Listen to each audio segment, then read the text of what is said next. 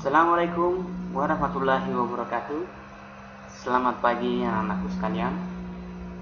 Salam sejahtera buat kita semua. Selamat bergabung kembali di video pembelajaran, khususnya di video pembelajaran pada mata pelajaran desain grafis percetakan. Anak-anakku yang saya banggakan, seperti biasa, sebelum kita memulai pembelajaran ini, mari kita sama-sama berdoa menurut kepercayaan kita masing-masing agar proses pembelajaran kita ini tentunya dapat berjalan dengan baik sesuai dengan harapan kita bersama. Berdoa dimulai.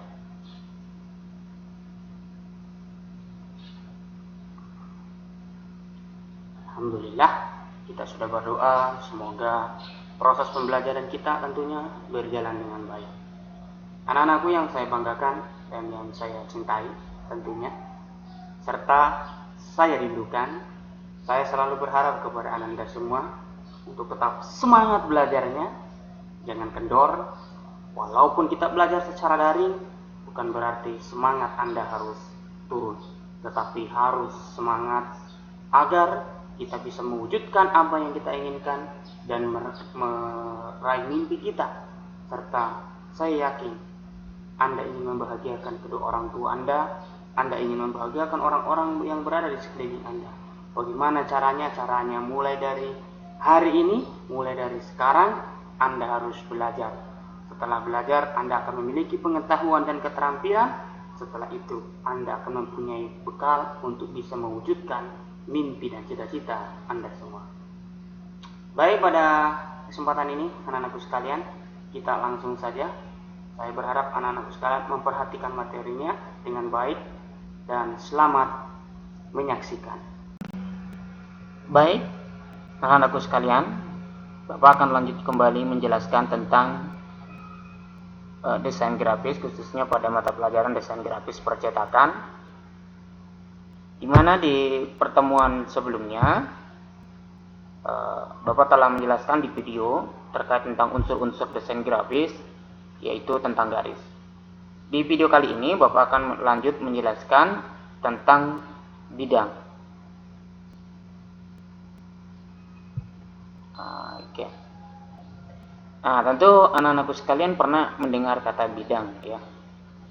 Sering ya mendengar kata bidang. Tapi tahukah anak-anakku sekalian apa sih itu bidang? Nah, jadi bidang itu merupakan bentuk, ya. Nah, bidang itu merupakan bentuk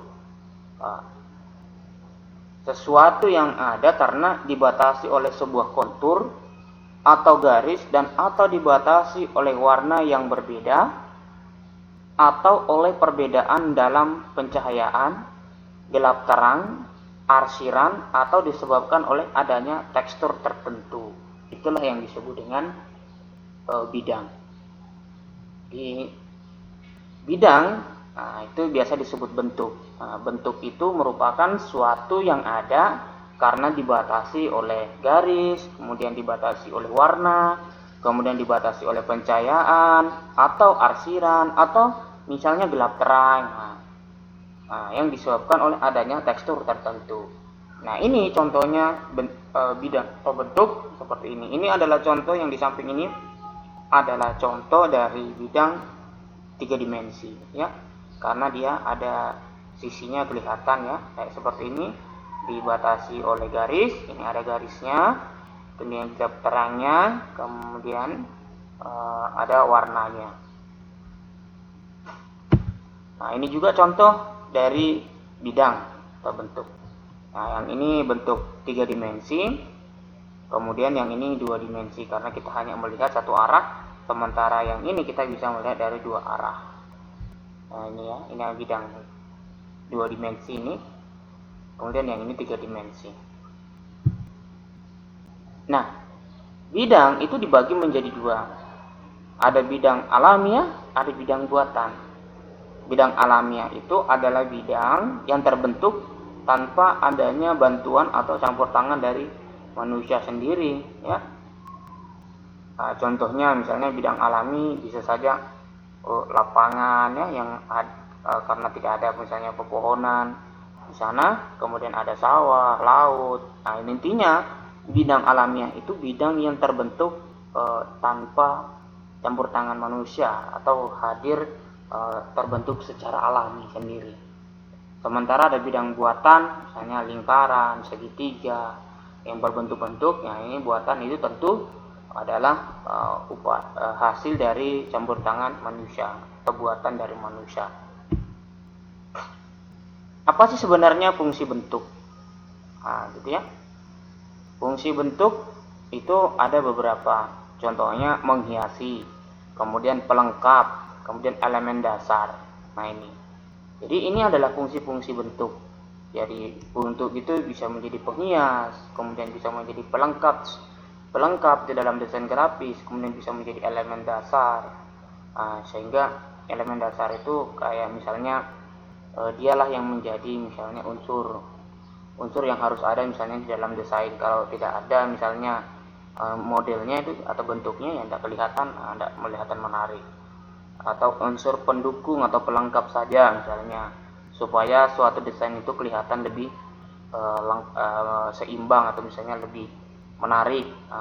Begitupun juga dengan menghiasi. Kemudian fungsi lain dari bentuk itu misalnya logo.